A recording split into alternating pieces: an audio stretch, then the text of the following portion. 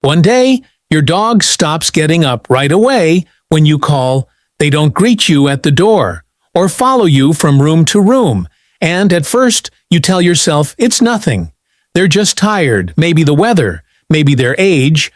But deep down, something is changing quietly, gently. Your dog is beginning to say goodbye. Not with words, not with tears, but with silence, with soft glances, with slower steps. And in this video, we'll walk through the signs, the moments, and the love your dog shows you in their final days, not to make you hurt, but to help you see just how deeply they love you, even at the end. 1. They begin to withdraw quietly.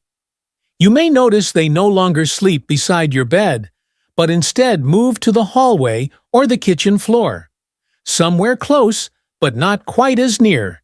And it's not because they don't want to be near you, it's because they're trying to find stillness, a place where they can rest without seeing your eyes full of worry. They are slowly stepping back, not because they don't love you, but because they know you love them so much, and they're trying to soften the impact of goodbye.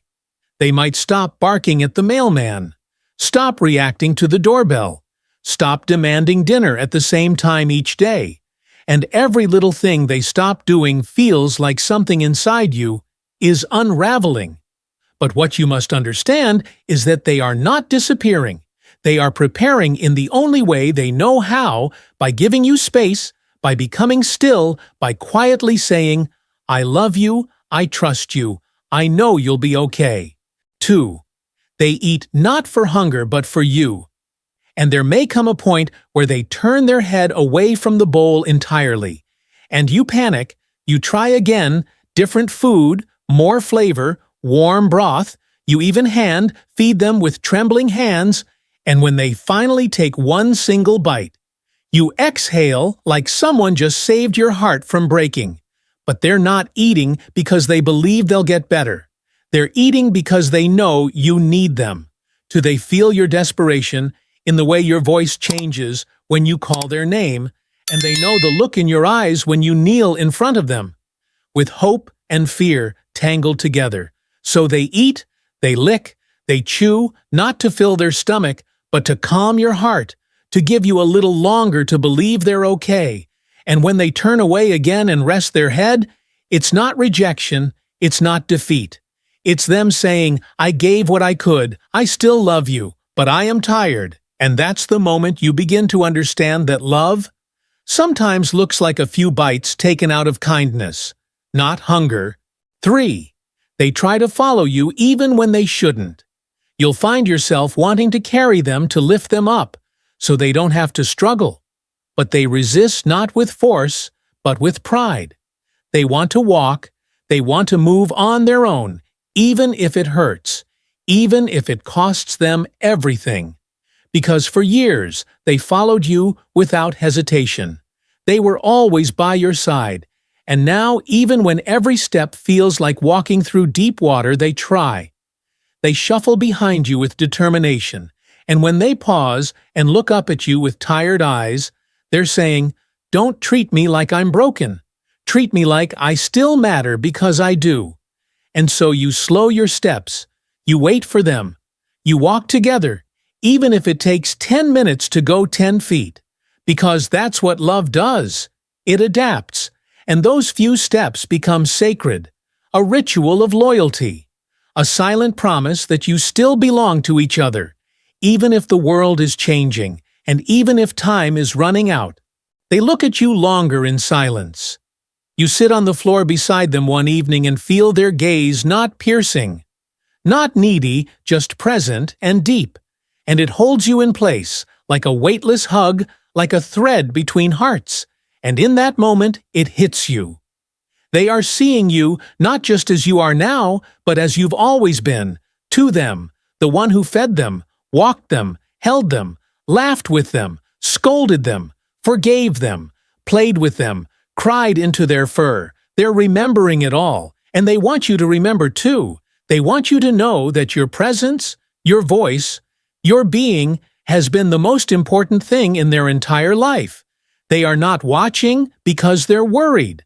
They're watching because they're grateful. And even when their eyes begin to lose clarity, even when they can't see far anymore, they'll still see you clearly because you are the center of everything they've ever known.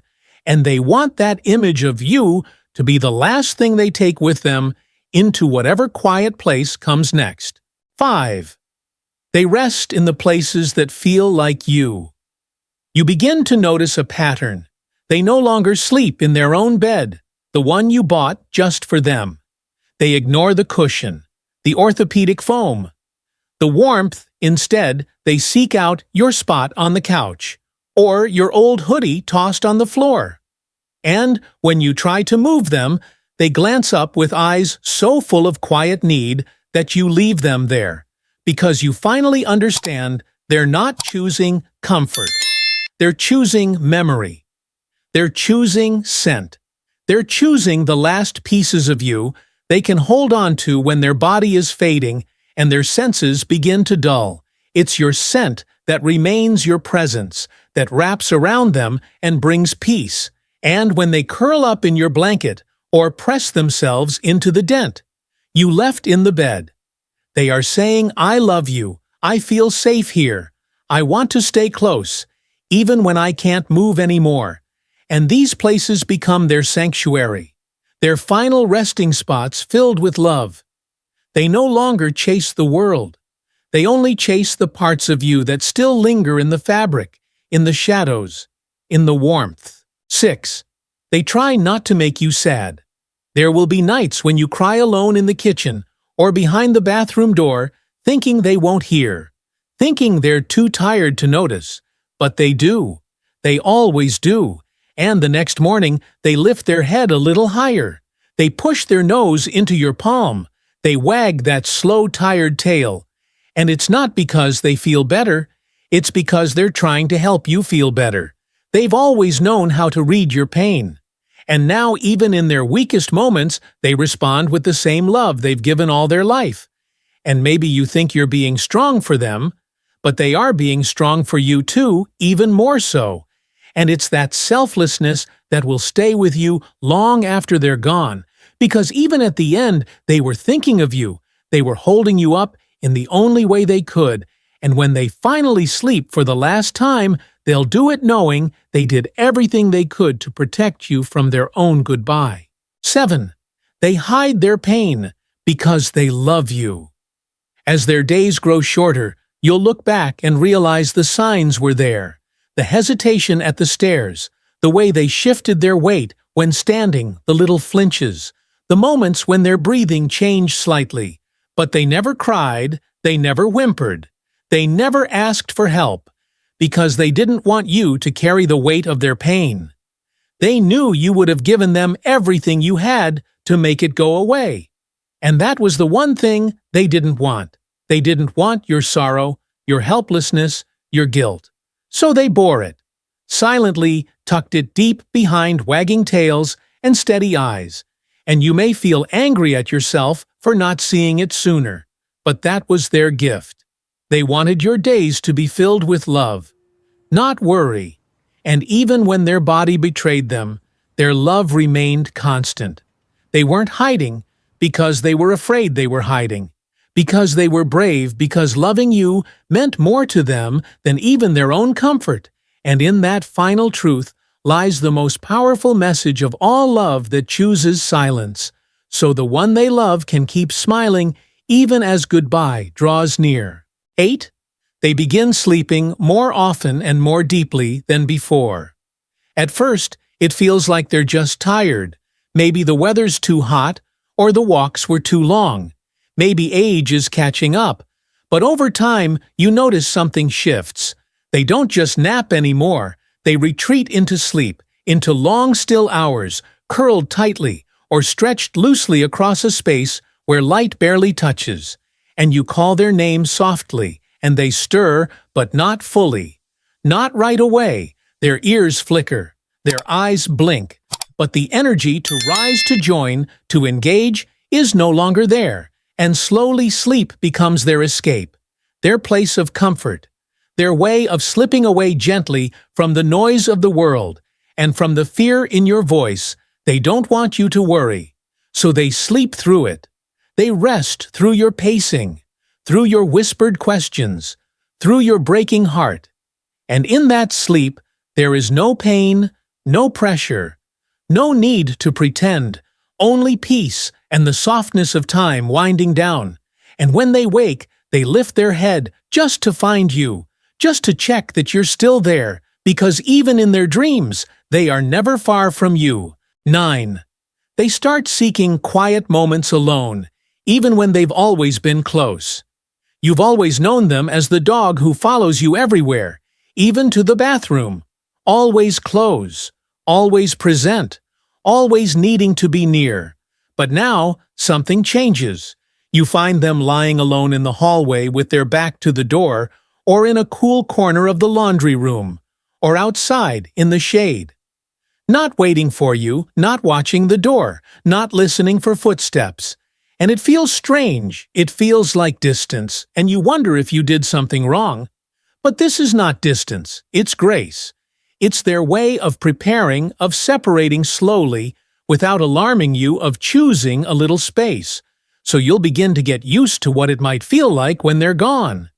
And it's not because they want to leave you. It's because they don't want it to hurt more than it has to. They love you so deeply that even the act of saying goodbye becomes gentle, quiet, intentional. They are not pulling away from you, they are creating soft edges, so the heartbreak comes slower and with less noise. 10. They wait for you to give them permission to let go. This is the hardest part, the moment when they're tired, when the spark behind their eyes is dim, when every breath seems longer than the last. And yet they stay. They hold on. Not because they're scared, but because they're waiting for you to say, "It's okay," waiting for your voice to release them from their last promise, because dogs don't leave easily. Not when they love this deeply. They know you're not ready. They feel your grip, your fear, your ache. And so they stay just a little longer than they should. Longer than they need to, because they're hoping. Maybe you'll be okay. Maybe just one more night, just one more sunrise, and they'll watch you, carefully searching your eyes for the words, even if you never say them out loud. And when you do, when you finally whisper it through tears and shaking breath, they will close their eyes, not in fear, not in sadness, but in relief, because they know they've done their job, they've loved you fully, and now they can rest in peace, knowing you'll carry them in your heart forever.